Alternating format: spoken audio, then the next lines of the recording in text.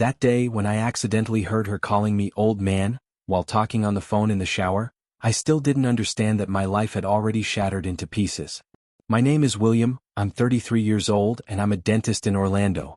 My wife Brenda is a fitness trainer who just turned 30. We've been married for 7 years and we have 2 children, 5-year-old Ethan and 3-year-old Emily. Our life seemed perfect. We spent autumn evenings together. I would come home from the clinic, Brenda would finish her last training sessions at the gym, and we'd have dinner as a family. We dedicated weekends to the kids. Took them to amusement parks to Lake Eola where we fed the swans. Brenda loved cooking healthy food and I would tell her funny stories from work. I remember one incident from last summer when a patient came to me who was terrified of dentists. A man around 45 was shaking so badly that I had to spend almost an hour talking with him before he'd even let me look at his teeth. I told him about my family, showed him photos of the kids on my phone, discussed football games. Eventually he calmed down and I was able to perform the treatment. When he left, he firmly shook my hand and said that for the first time in 20 years he hadn't felt terror in a dentist's chair. That evening I came home so happy, told Brenda this story and she hugged me saying she was proud of me. We celebrated with a bottle of wine on our house terrace, watching the starry sky. We often discussed future plans. We wanted to open a joint business, a wellness center where I would handle dentistry and Brenda fitness. In the evenings after the kids went to bed, we'd sit in the kitchen, drink tea and dream. Brenda would talk about new training methodologies she was studying, and I'd share plans for expanding my practice. She would demonstrate new exercises she wanted to introduce to her clients, and I would laugh watching her enthusiasm. We discussed what equipment we'd need, how we'd design the space, what kind of atmosphere we wanted to create. Those conversations felt so real, so tangible, as if we were already building our shared future. Our house in Orlando was our pride. We had bought it 4 years ago, right after Emily was born. It was a cozy 2-story building with a small yard where kids could play. Brenda had planted flowers along the fence, bright orange marigolds and purple petunias that bloomed all summer. On weekends I would mow the lawn while she trimmed the bushes, and the kids ran around us with the sprinkler. Neighbors knew us as the perfect couple.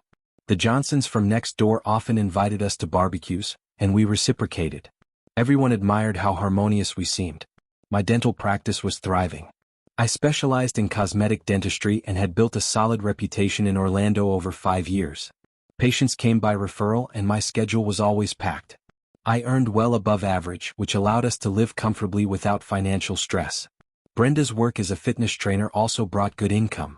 She worked at an upscale gym downtown, had a base of regular clients who appreciated her professionalism. We could afford vacations, nice clothes, toys for the kids. Money was never an issue between us. But this autumn something changed. At first I didn't pay attention. Work consumed me completely. The clinic operated from 9 in the morning until 6 in the evening. Patients flowed in continuously, especially in fall when everyone tried to complete treatment before the holidays. I would come home tired, and it seemed normal that Brenda also looked busy and often stayed late at work. I trusted her completely. Why wouldn't I? 7 years together, 2 beautiful children, shared dreams. She was my partner, my closest person. When she said she was at the gym working with clients, I believed her. When she explained she needed to attend seminars and training courses, I supported her. I even felt proud that my wife was so dedicated to her profession. The first warning signs appeared in mid-October. Brenda started leaving the room more often when she got phone calls. She'd say it was clients needing consultations about nutrition and training. I believed her. Why wouldn't I believe? We'd been together 7 years, we had 2 wonderful children, shared plans. One evening in late October, I came home earlier than usual. The kids were playing in the living room, and Brenda was talking on the phone in the bathroom with the water running. I approached to ask what she wanted for dinner and heard the phrase, "My old man doesn't notice anything. He's too fixated on his teeth and patience." I froze. Old man? She's calling me old man? We're the same age, she's 30, I'm 33. I stepped away from the door, feeling something tighten inside. Maybe she was joking with a girlfriend? But the tone wasn't joking. The phrase echoed in my head all evening. I tried to convince myself it meant nothing, that I was overreacting. But something inside kept nagging at me. That night, lying next to Brenda in bed, I watched her sleep and wondered, how long had she felt this way? How long had I been the old man to her? The next few days I observed more carefully. Brenda became cold. She responded to my hugs mechanically, quickly kissed my cheek and turned away. When I tried to discuss our wellness center plans, she cut the conversation short, saying she was tired and wanted to sleep. She spent evenings on her phone, smiling at the screen in ways she hadn't smiled at me in a long time. I noticed she started taking her phone everywhere, even to the bathroom. Before, she would leave it charging in the kitchen or on the nightstand. Now it was constantly with her, face down. When notifications came, she would quickly check them and delete messages immediately. Her behavior was changing right before my eyes, but I kept hoping I was imagining things. In early November, when we were sitting in the kitchen, I asked, "Brenda, is everything okay? You seem distant lately." She flinched as if I'd pulled her from important thoughts. "Everything's fine, William. Just tired. New clients, you know? Maybe take a day off? We could go somewhere together, ask Sandra or Chelsea to watch the kids." Sandra was my sister, who always gladly spent time with her niece and nephew. Chelsea was Brenda's friend from college who often visited us. "No, I can't right now," Brenda answered sharply. "I'm booked solid all week." I nodded, though something inside told me it wasn't true. I wanted to ask more, but something stopped me. Maybe I was afraid of the answer. Maybe I preferred to live in ignorance than face a truth I wasn't ready for. The point of no return came on November 21st. Brenda and I were in the kitchen, the kids were asleep. She was on her phone again, occasionally smiling. I asked for her phone. Mine had died and I needed to check email from an equipment supplier for the clinic. "Take your charger," she said without looking up from the screen. "It broke today. Let me use yours for a minute, I'll be quick." She placed the phone face down and left the kitchen. When I picked it up, the screen flashed. A message came in on Telegram from someone named Victor. "Can't wait for Thursday. You're driving me crazy." My hands trembled. I opened the chat. The correspondence had been going on for 2 months already. The messages were explicit, intimate, the kind people don't send to just friends. Thursday, that's the day after tomorrow? I scrolled up and found a mention of a hotel. Marriott in downtown Orlando. My heart was pounding, thoughts racing. Who is this Victor? What should I do? I quickly went into location settings, sent her current location to myself on Telegram and deleted this message from her chat with me. I managed in mere seconds before Brenda returned. "All done, thanks," I said, returning the phone and trying to keep a calm expression. She nodded and got absorbed in the screen again. I sat there, pretending to drink tea while inside everything was collapsing. 2 months. She'd been lying to me for 2 months.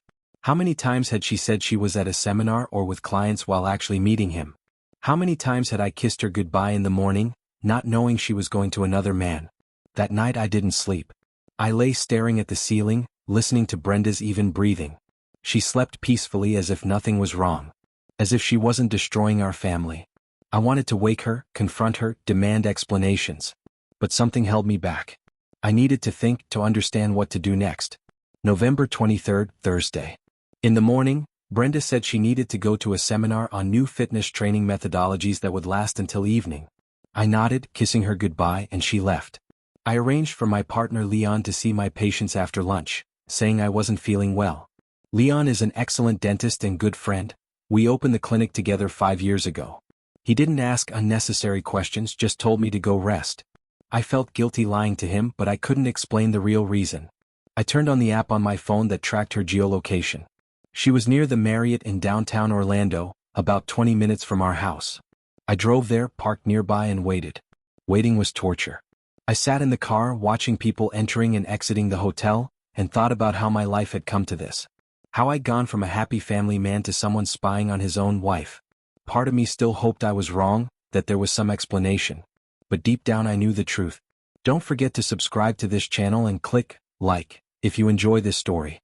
I always read your comments and analyze which stories you like best so that I can create better stories. Thank you. I will continue the story. An hour later I saw her. She came out of the hotel with a man, tall, athletic, around 35. They were holding hands, laughing. He kissed her by the car, a long, passionate kiss, the kind she hadn't kissed me in 6 months. I took several photos on my phone. Then drove home feeling emptiness inside. Not anger, not pain, just emptiness. The images replayed in my mind, how she smiled at him, how naturally they touched each other, how happy she looked. That happiness in her eyes was what hurt most. She had never looked at me like that, at least not recently. The next few days I acted cold-bloodedly. I called my lawyer, Robin, whom I'd been friends with since university. Told him the situation, showed him the photos. Robin immediately understood the seriousness and proposed a strategy. "William, you need to protect your assets. Now, before she suspects." "What do you mean?" Robin explained. If it comes to divorce, and it will, Florida law splits property equally unless there's proof of one party's fault. I had proof. But the main thing was to protect what I'd earned. We'll transfer your savings and part of your assets to offshore accounts, Robin said. Legally, through proper documentation. It'll take a week or two. Meanwhile, gather evidence. Robin was methodical. He explained every step, every legal nuance. We spent hours in his office going through documents, planning strategy. He warned me not to confront Brenda yet, not to show that I knew. The element of surprise is your strongest weapon, he said. If she realizes you know, she might try to hide assets or create counter-evidence. I listened to her phone conversations when she thought I was busy. Recorded them on a voice recorder. Learned that Victor was a pharmacist working at a pharmacy on Orange Avenue. They'd met 3 months ago at a bar where Brenda went with Chelsea. Chelsea, it turned out, knew about the affair and was covering for her friend. This discovery hit hard. Chelsea had been to our house dozens of times.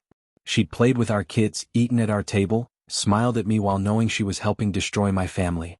I felt betrayed not just by Brenda, but by people I'd considered friends. I also learned something more important from those recordings. Brenda was discussing with her mother on the phone that she doesn't feel anything for William anymore, that she married him because he seemed reliable, but there was never love. This struck harder than the affair itself. 7 years of lies. 2 children born without love on her part. I listened to that recording multiple times, trying to understand when I'd missed the signs. Had she ever loved me?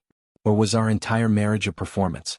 I remembered our wedding day, how beautiful she looked in her white dress, how she'd said "I do" with tears in her eyes. Were those tears real or just part of the act? In early December, all documents were ready. Assets protected. Evidence collected. I planned the conversation. December 8th, Saturday morning, the kids were at Sandra's. I'd asked my sister to take them for the weekend, told her Brenda and I needed to have a serious talk. Sandra, a smart woman, guessed something was wrong but didn't pry for details. When Brenda woke up, I was sitting at the kitchen table with a folder of documents. "We need to talk," I said calmly. She recoiled, seeing my expression. "About what?" "About Victor." Her face went pale. She tried to deny it, but I pulled out photos, printouts of messages, recordings of conversations. "Don't lie. I know everything. I know you've been seeing him for 3 months. I know you met at the Marriott. I know you told your mother you never loved me." Brenda was silent, staring at the floor. The silence stretched. I watched her, waiting for something, tears, apologies, explanations. But she just sat there as if trying to figure out her next move. "Why?" I asked. "Why didn't you say earlier that you weren't happy? We could have separated civilly without this mess." She raised her head, and in her eyes I saw not remorse but irritation. "Because you were convenient, William. Reliable husband, good father, stable income. I didn't want to lose all that. And now you do? Victor promised we'd be together. He says he loves me." I involuntarily smiled. "Do you really believe he'll stay with you after a scandalous divorce? That he'll take on 2 other people's kids? Brenda, you're playing a game whose rules you don't understand." She stood up sharply. "You're just hurt. Victor isn't what you think." "Maybe. But that's not my problem anymore." I placed divorce documents in front of her. "You betrayed me. I have proof. By law, I'll get the property, the house, cars, savings. The kids will stay with me. No judge will give them to a mother who led a double life. You can sign this voluntarily and we'll separate quietly, or I'll file in court and then everyone will know about your affair." "You wouldn't dare. My reputation, my job." "I already dared. The question is how much you want to lose." Her face went from pale to red. She grabbed the documents, tore through them, then threw them across the table. "This isn't fair. I made a mistake, but you're destroying my entire life." "No, Brenda. You destroyed your own life. I'm just making sure you don't destroy mine and our children's too." The next 2 weeks were hell. Brenda tried to bargain, threatened, cried. But the evidence was irrefutable. Robin handled the case flawlessly. He filed all necessary documents, scheduled court hearings, prepared witnesses. Everything was done by the book, precisely and efficiently. Brenda hired her own lawyer, but he couldn't do much. The evidence against her was too overwhelming. Photos, messages, recordings. Her lawyer tried to negotiate, offering various compromise options, but I was firm. I wanted complete custody of the kids and the majority of assets. During this time, I had to tell the kids something. They asked why Mommy and Daddy were so sad, why we didn't talk to each other anymore. I tried to explain to 5-year-old Ethan and 3-year-old Emily as gently as possible that sometimes adults can't live together anymore, but we both still love them. Ethan cried. Emily didn't fully understand but sensed something was wrong and became clingy. I drove to the gym where Brenda worked and requested a meeting with the owner, a man named Leslie whom I knew personally because I'd treated his teeth. I told him the situation, showed him evidence. You see, Leslie, I don't want to harm your business, but my wife was using work hours to meet with her lover. Clients come to a trainer they trust with their physical fitness and health, and she's deceiving them like she deceived me. I thought you should know. Leslie was shocked. He thanked me for the information and promised to investigate. 3 days later, Brenda lost her job. The official reason was violation of the company's ethical code. When she called me screaming about it, I calmly explained that her actions had consequences. But that was just the beginning. I contacted Brenda's parents, George and Martha. They'd always treated me like a son. I drove to them, told them everything, showed evidence. Martha cried, George was silent, clenching his fists. We didn't raise her like this, he finally said. William, we're so sorry. You've always been a wonderful son-in-law and father to our grandchildren. The meeting with them lasted several hours. Martha kept asking how this could have happened, where they'd gone wrong as parents. I assured them it wasn't their fault. People make their own choices. But I could see the pain in their eyes. They'd been proud of their daughter, and now that image had crumbled. Brenda's parents disowned her. Refused to support her financially or emotionally. This hit her harder than losing her job. She called me crying, begging me to talk to them, explained that she'd made a mistake but was still their daughter. I refused. You made your choices, now live with the consequences, I told her. Then came Victor's turn. I found the pharmacy where he worked and spoke with management. It turned out Victor was married. His wife Lauren knew nothing about the affair. I met with her at a cafe, showed her evidence. Lauren was pregnant, 5 months along. She sat across from me, holding her belly, crying quietly, not loudly, and those quiet tears were more terrible than any screaming could be. Thank you for telling me the truth, she finally whispered. I felt terrible doing this to a pregnant woman, but she deserved to know. Just like I deserved to know. Lauren asked me questions. When it started, how long it had been going on, if I thought Victor loved Brenda. I answered honestly, showing her all the evidence I had. When we parted, she hugged me and said, we're both victims here. Lauren filed for divorce. The pharmacy management, learning of the scandal, fired Victor. Reputation in Orlando's medical community is expensive, and nobody wanted to be associated with someone who destroys families. Victor tried to fight it, threatened legal action, but the damage was done. His professional reputation was destroyed. When Victor lost his job and wife, he disappeared. Just vanished. Blocked Brenda everywhere, changed his phone number, left Orlando. She tried to find him, called, wrote, even drove to his former address. But Victor simply erased her from his life. He didn't want the baggage of a scandalous affair affecting his future. He was a coward who enjoyed the thrill of an affair but ran when it came with consequences. Brenda was devastated. She came to my house, still technically our house, crying, begging me to take her back.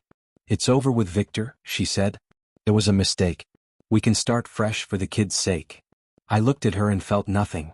No anger, no pity, no love. Just nothing. Brenda, even if Victor came back, even if this affair never happened, we're done. You admitted you never loved me. 7 years of pretending. I won't live like that, and I won't let my children grow up in a house built on lies. In December, the court ruled. House, cars, main assets, mine. Custody of the children, mine. Brenda got supervised visitation rights once every 2 weeks. She couldn't pay child support, she had no job. The court hearing was brutal. Brenda's lawyer tried to paint me as vindictive, tried to argue that one mistake shouldn't cost her everything. But the evidence was overwhelming. The judge, a stern woman in her 50s, looked at Brenda with barely concealed disgust as the messages and photos were presented. You made choices that put your selfish desires above your family, the judge said. Now you face the consequences. After court, she tried to find work as a trainer at other gyms in Orlando, but her reputation was destroyed. The story spread quickly. The city isn't that big, especially in the fitness community. Nobody wanted to hire a woman who destroyed 2 families for an affair. She applied to at least 15 different gyms. Some didn't even call her back. Others interviewed her but then declined. Word had gotten around. Chelsea, who had covered for Brenda, also suffered. I told her husband Kevin about her role in this story.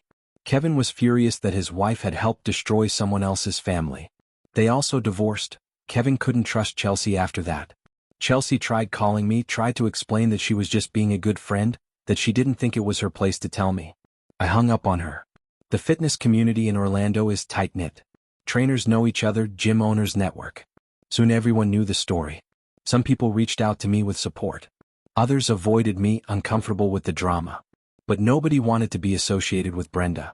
In January, Brenda contacted me begging for a meeting. I agreed. We met at a cafe near my house. "William, I made a mistake," she said. "Victor's gone, my parents won't talk to me, I've lost everything. Maybe we can try again? For the kids' sake." I looked at her and saw a stranger.